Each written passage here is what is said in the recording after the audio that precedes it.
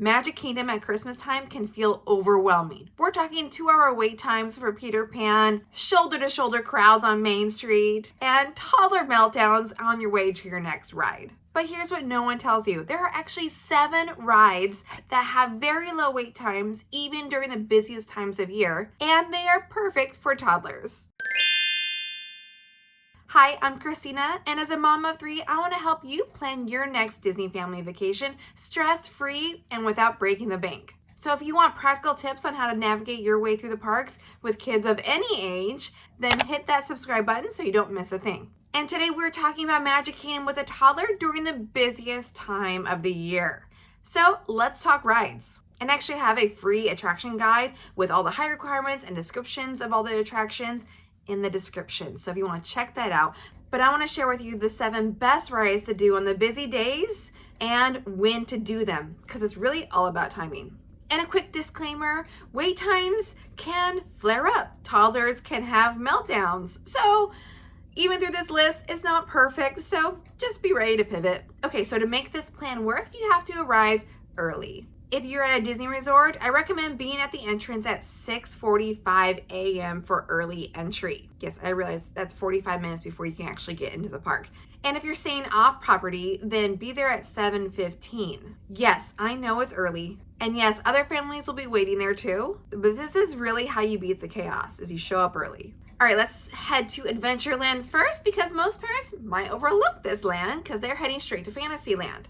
So ride number 1 is Jingle Cruise. Yeah, they add holiday decorations and jokes to Jungle Cruise, and it's adorable.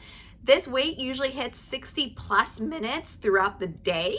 So if it's a priority to you, do it first. And pro tip, if you do miss it in the morning, you can always go during fireworks because it's about a 30-minute wait at that time. And since we're already here, next ride is Pirates of the Caribbean. It has a small drop and it has some dark moments, but once you get to the yo-ho, yo-ho Pirates life for me, most toddlers love just looking around and enjoying the fun music. Now let's walk through Liberty Square and skip Haunted Mansion and head straight to the heart of the magic, Fantasyland, and we're gonna start with It's a Small World. It doesn't have the holiday overlay like it does in Disneyland, but it's a long, relaxing boat ride. It's perfect for toddlers, and it gives mom and dad a moment to breathe. And then, well, sorry, Peter Pan. Peter Pan usually has like 2-hour waits. So we're going to skip Peter Pan and go to Prince Charming Regal Carousel. Even during Christmas week, this ride has low waits, and your toddler gets to ride on a horse. Or if they're scared, there's also benches that you can ride on too. But you get a great view of the castle as you go around in circles. Then ride number 5 is Under the Sea Journey of the Little Mermaid. Now this is an omni-mover attraction, which means it's always moving and never stops, usually. It's colorful, musical, and usually walk on before noon. And even if there's a little bit of a wait, the queue is pretty fun and interactive, especially for young kids. Next, let's go to ride number 6, Dumbo, and really the Storybook Circus. So this is the jackpot, because not only do you have Dumbo ride, which is fun for all ages, but you also have an indoor playground inside the queue. And just outside, there is a splash pad if it's warm. And around Christmas time, it may or may not be warm. Bring layers. And you can stay in the indoor playground as long as you want. And whenever you're ready to get in line again to go on the ride, just let a cast member know. And here's a hack. If you don't care about the daytime parade, then come during the parade time. While everyone is on Main Street, you can either walk on Dumbo or do other character meet and greets. Like you can meet Minnie, Daisy, Donald, and Goofy all in that area, even Santa. So parade time is a good time to head on over here. And here's a bonus ride. Winnie the Pooh is also in this area, but Winnie the Pooh can get very long waits. So I don't really recommend going on it unless it's under 25 minutes, which is not most of the day. However, if you have a big Winnie the Pooh fan, prioritize this first instead of Jingle Cruise. But Jingle Cruise is Christmassy. So, you choose what you want to prioritize first. Next, we're going to go to Tomorrowland, but we're not going to head to Main Street to go there. We're going to go through the back way. Yes, right by Goofy's Barnstormer. takes you to the area where Tron is, and you just keep on going there, and you are suddenly in Tomorrowland. And there's not very many crowds to get there. And we're going to do ride number 7, which is our final ride, but not the end of the video, because I got some filler attractions for you. And ride number 7 is the People Mover. This is like my favorite ride at Magic Kingdom. It's 10 minutes of sitting down, moving quickly through Tomorrowland, getting great views of the castle and all of Tomorrowland. And it's shaded and just so fun. It might go a little fast for toddlers, but once they figure it out, it's fine. Wait times are usually low for this attraction throughout the day, but even if they're long, the line moves quickly, especially during fireworks. So those are the rides, but what about other things that you can do? Because surely you want to do more than 7 things in a day. That is where filler attractions come in. Like when the afternoon crowds hit peak insanity, do not get in a 90-minute wait. Go to these instead. There's Carousel of Progress, which is a 20 minutes of air conditioning sitting inside Tomorrowland. It's a great for a nap, but it could be bad if a tantrum is starting because you can't exit. So check in with your toddler before you head into this 20-minute experience. Next is the Walt Disney World Railroad. Now, due to construction right now on Piston Peak, which is replacing Rivers of America, this isn't doing the full loop around the park. It's currently running back and forth between Main Street and Fantasyland. It's still a great way to get off your feet though for 20 minutes. Just know you can't ride it all around the park. Next is Country Bear Jamboree, a cute 10-minute show there in Frontierland. The benches are hard, so this isn't the best nap attraction, but the Disney songs with some country twang are really cute, and your toddler's gonna love it. The bears are funny.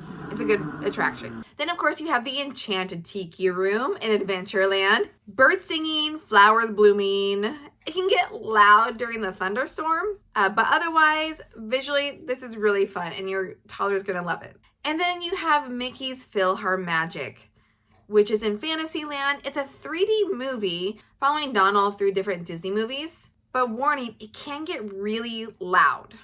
And it's kind of a 4D experience too. Maybe you get some water splashed on you. So skip it if your toddler is really sensitive to loud noises or other sensitivities. And this wouldn't be a Christmas video without holiday entertainment. So let's talk the parade. If you are visiting during the peak holiday time, which is generally between December 22nd through the 31st, then you get to watch the famous Mickey's Once Upon a Christmas Parade, which is usually only available during Mickey's Very Merry Christmas parties. But during this week, it's during the day and it happens twice a day. I recommend doing the second showing because it's usually less crowded. However, if it's priority, do the first showing so it's done. If weather hits, the second show may not happen. So no Festival of Fantasy parade, just the Christmas time parade. So that's really fun. And if seeing this is a priority for you, do not wing it. Grab a spot at the top of Main Street is where I would recommend seeing it, by the train station, and get there about 45 to 60 minutes before the parade starts. And it starts over by Tiana's Bayou Adventure. So it's going to take a long while to get to you. Lots of waiting. Pack your snacks, pack your patience, but you're more likely to get a good spot and less crowded area. But if you don't care about the parade, then that is a prime time to go meet characters such as the princesses in Fantasyland, or even Mickey there at the top of Main Street, or other characters, or do more rides. Show up at any of those locations that you want 10 minutes before the parade's supposed to start, and that's a perfect time to do those things. And then finally, the Frozen Holiday Surprise Stage Show. This stage show only happens once a night, so Main Street is super packed during this time. So to see it, I recommend getting there an hour before it starts.